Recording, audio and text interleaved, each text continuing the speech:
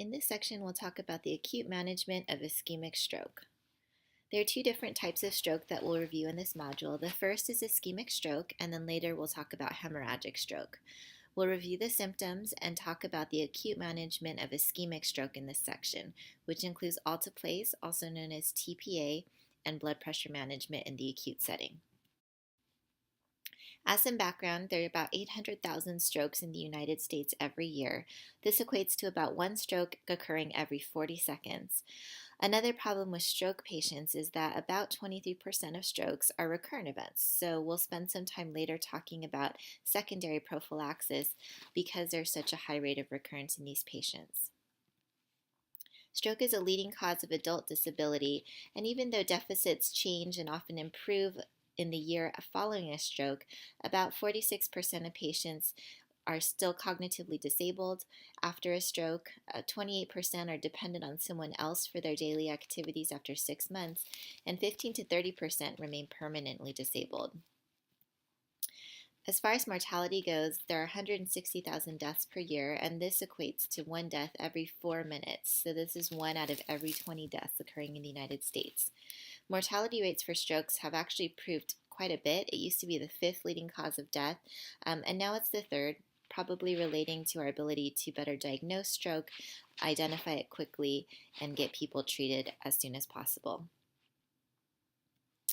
Some definitions before we start. So you may have heard people refer to strokes also as TIAs. They're actually a little different.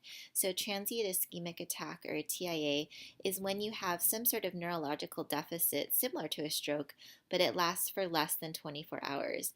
And this is because there's a temporary interruption of blood flow, but you don't actually have an infarction or cell death. Although the time limit is set less than 24 hours, typically it onsets very suddenly and it usually lasts for less than 15 minutes, but again, it can be up to 24 hours. The reason why we pay more attention to patients who've had TIAs is that it does increase your risk for having a stroke afterwards, particularly in the first 30 days after a TIA. About 15% of patients who've had a TIA will go on to have a stroke, and 12% will die within the first year. Stroke is what we're really going to spend all of our time on today, and this is now when you have a neurological deficit that lasts for greater than 24 hours, and this is because either from a clot, which is ischemic, or from bleeding, which is a hemorrhagic stroke, this leads to cell death in the brain. There are two different types of strokes that we'll discuss. Again, in this section, we'll focus on ischemic stroke. You can see it's much more common at 87%, and it's where a clot blocks blood flow to an area of the brain. The clot can either originate in the brain or migrate from a distant source, such as in patients with atrial fibrillation. Hemorrhagic stroke, you can see, is also much less common. It's only 13%, but the reason why we spend some time talking about it is it has a much higher rate of mortality, 2 to 6 times higher compared to ischemic stroke. And this is just like it sounds when bleeding occurs either inside or around the brain tissue, causing cell death and ischemia. One of the biggest parts of stroke management is to quickly identify the type of stroke and treat it fast. The reason why is you have a core of ischemia, and this is the site in the brain that's directly downstream from the clot. So this is the area where you have cell death, and this is what's causing some of the neurological symptoms. Around the core area is something called the penumbra. This is an area of the brain that's marginally ischemic. It's still got some blood flow from collateral vessels that you can see here in the middle of the brain, but if you don't restore full blood flow to the penumbra, within about 2 to 3 hours, that area of the brain is also going to get ischemic and die too, and you can imagine that your stroke symptoms are going to be much bigger and your deficits much more severe. There are a lot of statistics out there about how many millions and billions of neurons and synapses you lose when you have a stroke. But I think one of the clearest ones for me to understand was each hour that you don't treat a stroke, the brain actually ages 3.6 years. So you can kind of imagine your 4 years of pharmacy school may be essentially erased in someone who had a stroke. So again, the best thing for stroke is to quickly diagnose a patient so you can get them to an appropriate stroke center. One of the tools that's available to the public is something called Think Fast. F is for facial droop, A is for arm drift, S is for speech, and T is for time. So how do you do this? It's actually very simple. So for facial droop, as you see in the top here, you ask the person to smile. And if you see that their smile is kind of crooked or one side of the face droops down, that's a positive sign. For arm drift, you just ask them to hold their hands out in front of them for 10 seconds. And people with stroke, often you'll see one arm tend to drift down before the end of 10 seconds. For speech, you ask the person to repeat a simple sentence for you. And if they have either slurred speech, say things that are inappropriate for what you mentioned, or they don't say anything at all, this can be a sign that they're having a stroke. So patients who have any one of these three signs of the facial droop, arm drift, or speech have a 72% chance that they're actually having a stroke. So this is actually a very useful tool that pretty much anybody could do. So in the case that one of these signs is positive, you should immediately have the person call 911 and get them to a stroke center like UCSD. So how do these patients present? Again, like we saw with the Think Fast tool, you may have typically one side of the body affected with numbness or weakness. This can cause difficulty with coordination. Patients may have trouble speaking or understanding, and also sometimes trouble with their vision. One of the key things about ischemic stroke symptom onset is that the symptoms do come on very suddenly.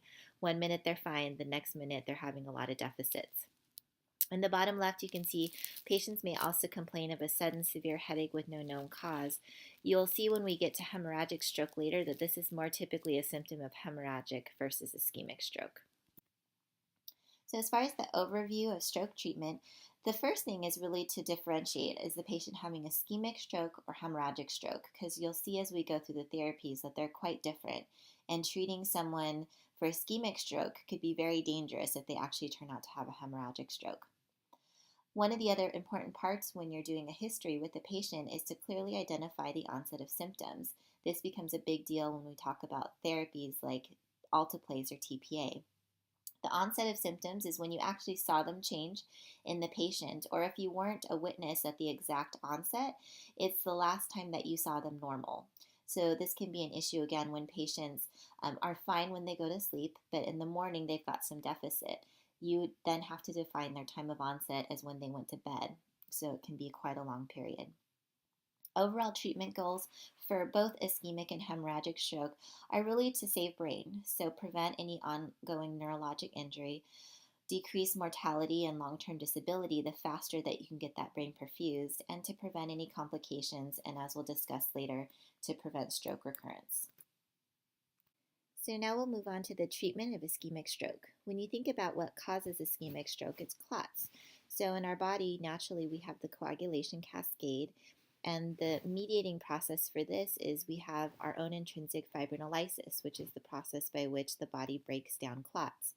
People also studied the use of thrombolytic agents, which essentially do fibrinolysis on their own. One of them is TPA or alteplase. A TPA is a serine protease that converts plasminogen to plasmin, and then plasmin is responsible for degrading fibrin, which is part of the clots. Other lytics have been studied for use in ischemic stroke, but none of them have had positive outcomes like alteplases. They've actually just increased the risk of bleeding. So only alteplase or TPA should be used for the treatment of ischemic stroke. So where does the evidence for TPA come from? It's really from one trial called the NINS TPA trial, and in this they gave the standard dose of TPA of 0.9 milligrams per kilo versus placebo.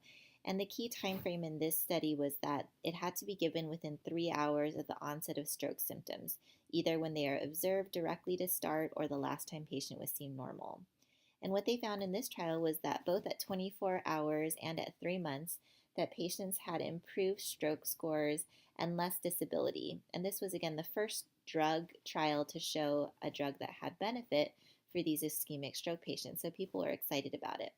You can imagine from the mechanism of action, because it increases fibrinolysis, that bleeding is a major adverse effect of this agent. And they did see a significant increase in intracranial hemorrhage. You can see 6.4% versus 0.6% in the placebo group. But overall, no difference in mortality. The other thing that they noted was that the sooner that you could give the TPA, the better. So patients who had TPA given within 90 minutes did better than patients who got it later. One of the difficulties that we see in practice is that it's often very hard to get patients diagnosed, admitted to the hospital, and get TPA started within that 3-hour window.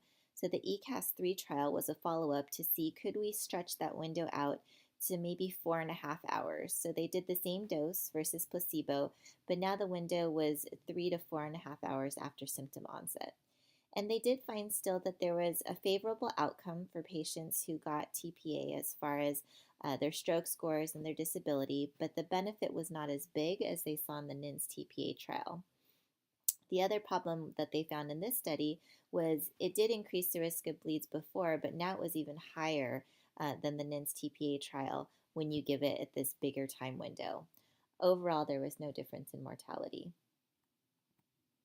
So, where does TPA belong as far as recommendations? The American Stroke Association, which is ASA in this slide, not aspirin, recommends that you give TPA at the dose of 0.0 milligrams per kilo within 3 hours of symptom onset. That's their gold standard based on that first NINS TPA trial. And just like patients who are having a STEMI, they recommend a door-to-needle time. So from the time the patient arrives to the emergency department or hospital to the time that TPA is infusing, ideally within 60 minutes of arrival, because of the benefits seen, the sooner you give it, the better. Based on the ECAS-3 trial, though, they do make recommendations for when to use an expanded window. So you may consider giving TPA up to 4.5 hours after symptom onset with the following exclusion criteria.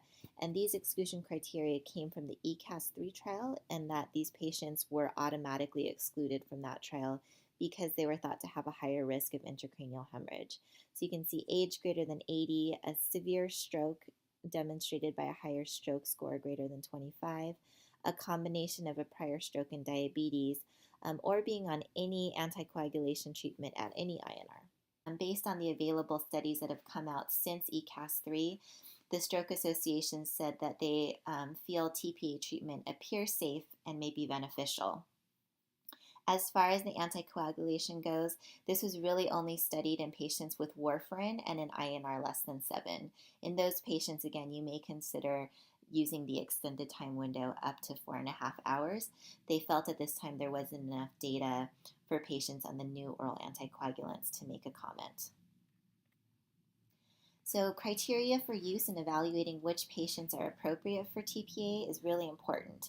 So who's eligible? Again, it has to be patients who are greater than or equal to 18 years. There's not a lot of evidence in kids. It also should be patients who have an ischemic stroke with significant deficits, meaning that it's something measurable, disabling that causes impairment. If you have a patient who's rapidly improving, as you're sitting in front of them, that's a patient where the risk of bleeding may not outweigh the benefit of giving TPA when they're already getting better on their own. As we discussed before, you want a clearly defined onset of symptoms within 3 hours or perhaps within 4.5 hours for patients who meet the criteria. Because of the risk of bleeding, one of the very important things for us as pharmacists with TPA is to really evaluate contraindications and identify whether patients are appropriate to start TPA.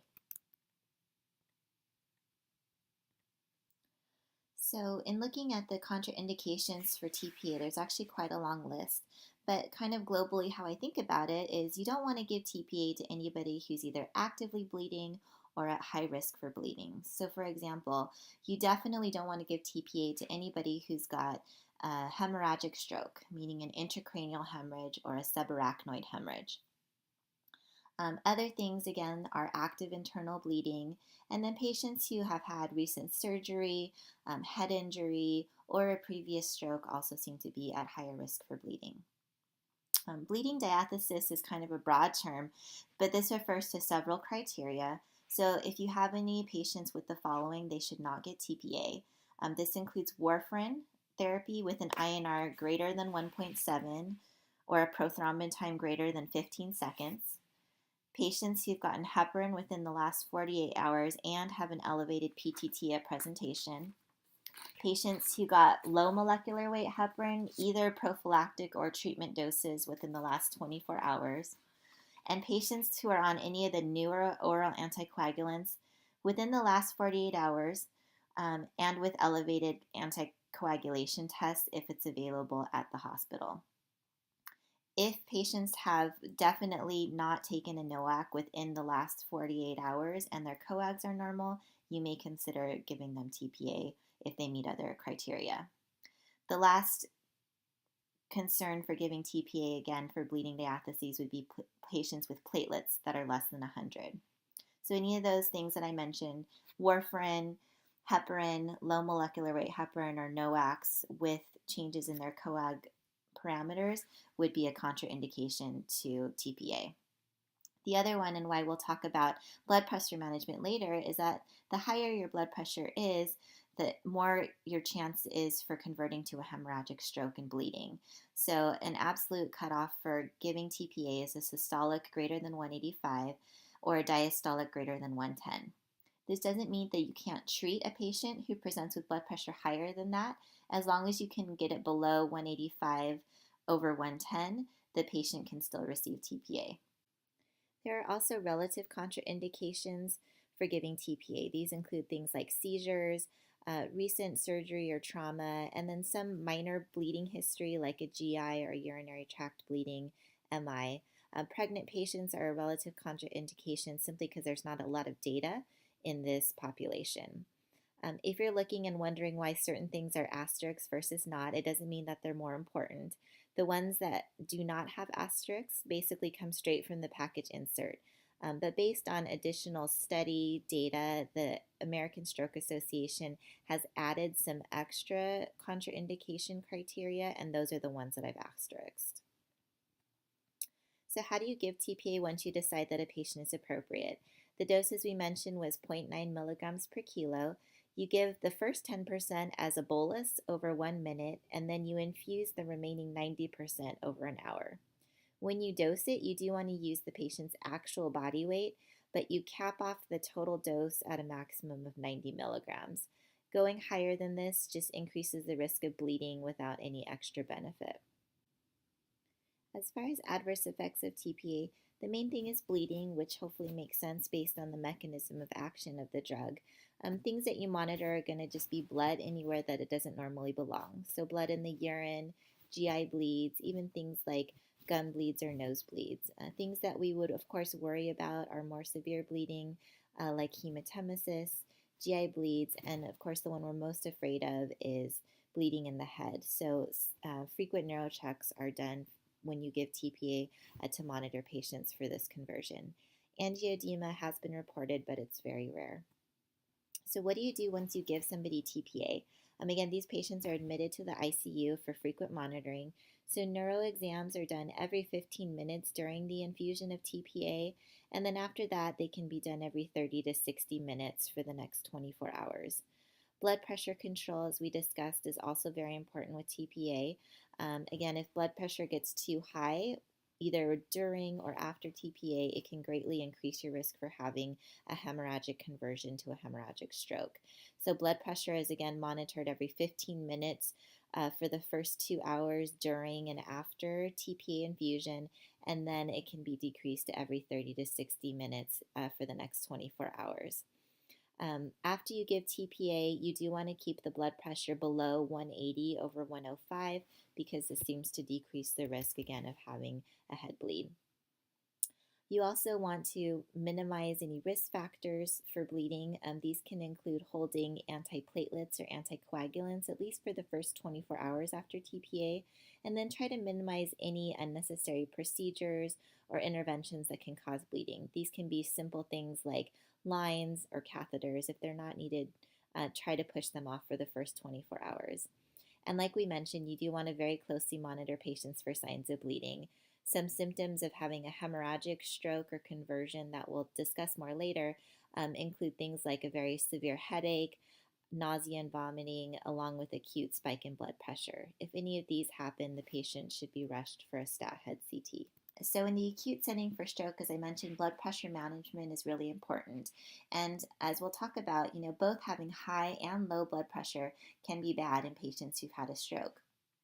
On the one side, if your blood pressure is too low, this can decrease your cerebral blood flow. And you'll actually see patients who've had a stroke that naturally their blood pressure typically increases so that you have a systolic greater than 160 in about 60% of your stroke patients. And this is just a natural protective mechanism that your brain does to help maximize blood flow in the acute setting of stroke. You'll see that within the first 24 hours, the blood pressure tends to naturally go down on its own, typically by about 30% as things equilibrate. On the flip side, if your blood pressure is too high, as we discussed previously, it increases your risk of cerebral hemorrhage. So you want your blood pressure kind of in a sweet spot in the middle. The question is, what is it? Unfortunately, based on studies done in stroke patients, we really don't have a specific target blood pressure for the acute period. So what do you do? So the first thing is to think about whether or not they got TPA. If they didn't get TPA, our blood pressure management goals are pretty liberal. So if their blood pressure is greater than 220 over 120, pretty high, that's when you would start to think about therapy. If it's less than 220 over 120, we kind of feel that, again, it's a protective thing to help maximize cerebral blood flow, and we'll kind of just let the patient drift down on their own. If they did get TPA, again, you want to be more strict because this greatly increases your risk for bleeding in the head. So again, before you get TPA, you have to very carefully evaluate, and is their blood pressure less than 185 over 110? If it's not, then you should treat the blood pressure with something to get it lower than that 185 over 110 goal so that they can receive TPA. In general, things that you want to use to treat are going to be things with a quick onset that are easily titratable. So you can use agents like labetalol, which is a beta blocker, as a bolus. You could use things like nitroglycerin paste, very quick onset, or nicardipine, which is a continuous infusion calcium channel blocker. So that's before TPA. Then after TPA, we just talked about that monitoring blood pressure and keeping it under control is quite important. In this case, the blood pressure goal is a little bit lower. So now you want to keep their blood pressure less than 180 over 105. If it's again greater than that, you want to give them something to get it under control. So again, you see you can give boluses of labetalol. You could also consider a drip, or you could use a nicardipine drip. If their blood pressure is really high again, now we're looking at greater than 230 over 120, it doesn't really change your management. I would say both ways after TPA, you want to aggressively get their blood pressure down. So again, boluses or drips. Nitroprusside might be considered because it's a very potent agent for decreasing blood pressure, but this is typically reserved for more hypertensive emergencies. Nicardipine is what I have highlighted because this is the preferred agent in stroke patients, mostly because it has the most benefit for use. So I'll talk a little bit of that. So nicardipine, or the brand name is Cardine, is a continuous intravenous drip, and it's a dihydropyridine that's really selective for smooth muscle. It's a calcium channel blocker. So if you look at its overall effects, it's quite good at decreasing blood pressure, and it doesn't really have too much of an effect on heart rate. So decreasing blood pressure is its main function. It's dosed at a rate of 5 to 15 milligrams an hour as a continuous infusion, and it can be titrated by 2.5 milligrams per hour every 5 to 15 minutes, so you can get the blood pressure under control pretty quickly. Its onset is about 5 to 15 minutes, so that kind of correlates to how often you titrate it, and the duration is 4 to 6 hours. As far as side effects, as a vasodilator, the most common things are things like headache, hypotension, and then sometimes nausea, vomiting. You may get a reflex increase in heart rate as well.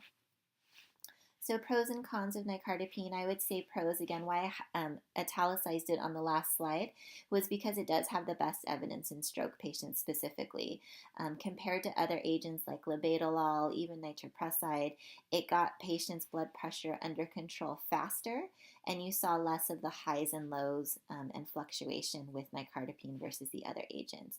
The cons, it's actually kind of hard to think of anything. Maybe the main thing is that it is a continuous infusion, so you have to take into account the time needed to set up the infusion and get it started versus a bolus you could just give right away. I'm not going to spend time talking about the other agents, again, mostly because nicardipine is preferred, but I'll refer you back to your pharmacology lectures for more information on the other agents. So that concludes a review of the acute management of ischemic stroke. What we discussed in the acute setting is that you want to reperfuse the brain. That can either be with medications like TPA, ideally within 3 hours of the onset of symptoms, but you may consider less than 4.5 hours in patients who meet those specific criteria. There are also some mechanical interventions that are available to directly target the clot, but that's beyond the scope of this lecture. We also discussed blood pressure management in the acute setting, so keep in mind whether or not your patient received TPA and what the corresponding blood pressure goals would be. If a patient requires lowering of blood pressure, you want to use something with a quick onset like an IV bolus or a continuous infusion such as nicardipine.